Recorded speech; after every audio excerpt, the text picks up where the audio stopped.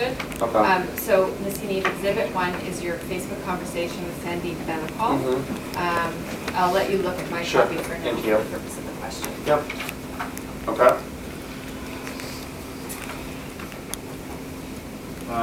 3/4 of the way down the page, you say, awesome, okay, I am a trans woman, just so you know, and I haven't gone through surgery yet, so I still have male parts. But I would really like a Brazilian done to clean it up. What is your availability like? Do you see that there? Yeah, I do. All right. And you did not tell Ms. Banapal that you have female, external female genitalia? No, I didn't. Okay. And earlier in this proceeding, Because you know what? If I would have said I'm intersex, number one, they're not going to know what that means, and number two, we're going to be in the same spot as well. You know it, and I know it.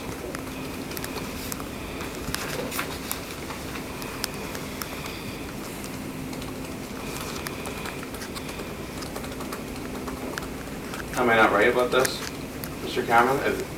If they're refusing to do wax because of they insert religion here, essentially, whenever they want to deny service, they're not going to do it regardless. And I'm going to put it to you this way, Mr. Cameron. Morgane Auger, for example, has stated online that she is intersex. But we don't know what exactly, and it's none of our business knowing exactly what is going on with her. So your clients would most likely deny service to her, and we know how powerful of an advocate she is. And believe me, it wouldn't be for us it's $3,000, it would be a lot more than that. Complaint. Essentially what's going on here with all these complaints is setting a precedent, as I stated, religion versus human race here.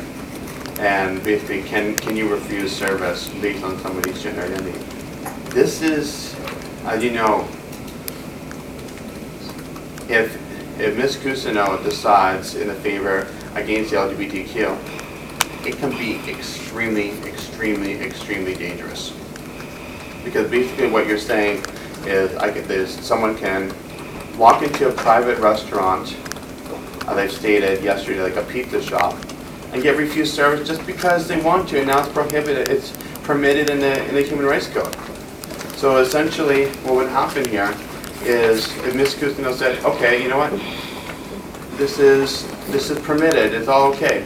This would give leeway for anyone to refuse service to anyone just because they want to. And Ms. Yaniv, in the interest of time, yeah. we need to do question and answer and argument later. okay, again, this goes to the issue of credibility. So, if I can direct your attention back to exhibit. Yeah. You said, I need that again. This is to Ms. Banapal. You say, I am a trans woman, just so you know. Yeah. I haven't gone through surgery yet. Which is true. Now, your evidence before this tribunal was that you were scheduled for surgery. Yeah, I'm scheduled. But you know how What long? surgery is that for? I'm not answering that question. That's inappropriate. This is I'm not answering what surgeries I'm going to be undergoing. It's completely personal, and it's completely irrelevant what surgeries I'm going to be going through. Again, this question. And that also, the you know the other thing reason too, Mr. Cameron? I don't know what my doctor is going to do, so I can't even answer that question. Again, it's a long this goes to process. the issue of credibility. This goes to truth. It is the respondent's submission in all of these cases that there had been a long string of half-truths and fabrications. It is the respondent's submission that this is another fabrication. It goes to credibility. So I wanted to know whether or not you are willing to provide this tribunal with any authenticated medical documents regarding your genitals or your upcoming surgery. No, because we're going back to the same way as, and I don't have anything booked yet. What I have is estimate on when things are going to be done. Okay. I'd like to direct your attention to exhibit number 9. Okay.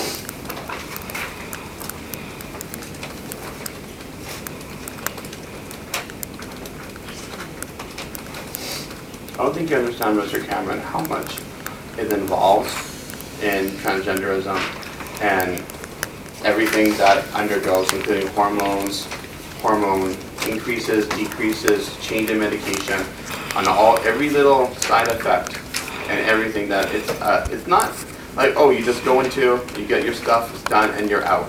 It's not like that. Okay, Ms. Yaniv. At all. Yes, you have a question about. Listen, at the moment, I'm just trying to ascertain whether or not you're telling the tribunal the truth, okay? Okay, so exhibit number 9 is some screenshots here. And I just wanted to stop you there, Mr. Cameron. We've already gone through this. I never sent these, and I'm just going to keep it like that. Okay. So any question in regard to this wasn't from me, and I don't know what the hell this is. Okay, there is a long stream of communications from what appears to be your account dealing with the subject of genitals, tampons, and questions on Facebook forums like makeup forums and things like that. And this statement, I'm going to ask you this statement in the middle here, where you say, speaking of being in a change room to bond with the girls, the restroom I've mastered to some degree asking for pads. This is irrelevant, as I never sent this. Okay, this is an exhibit filed in this proceeding. Yeah. I'm asking you whether or not this statement, just Yeah. listen to me. Okay. Okay, this statement that you've mastered to some degree asking for pads, tampons, and complimenting makeup and shit. With the rest of the girls that have their tits and pussy out, even though I don't have the parts for that, you know. And also, like, is it weird to look for the string to know who to ask for one? Like, even though I have a dick, unfortunately, I can be fully out there and change with them. Like, I don't want them to give me any issues or things. Okay, and your question? My question for you is, this is a statement from an individual with your picture, Yep. okay, with your name, Yep. okay, on the internet, asking questions, and you know there are a lot more threads like this which are very, very similar, some of which have been filed with this tribunal. Whether or not this statement here is true or false. I never sent this, so it's a false statement. And like I've said to you, and I can show you, Mr. Cameron, there have been loads of fake profiles created of me, tons. Now, your on Reddit, on AskFM, on, you know the whole list. No, I don't know the whole list. Okay, but your Like your staff member, Lindy Shepherd, has created a whole bunch of fake accounts too, and I got her suspended off Twitter. Lindsay Shepherd is not an employee of the Justice Center. Right? Yes, she is. Because she published it online that she is.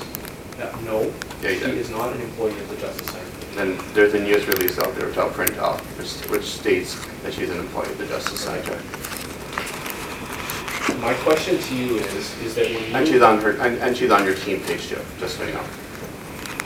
My question for you is whether or not it is your position that somebody in their private residence should be compelled to wax biological male genitals against their will. Do you believe that the state should compel that service?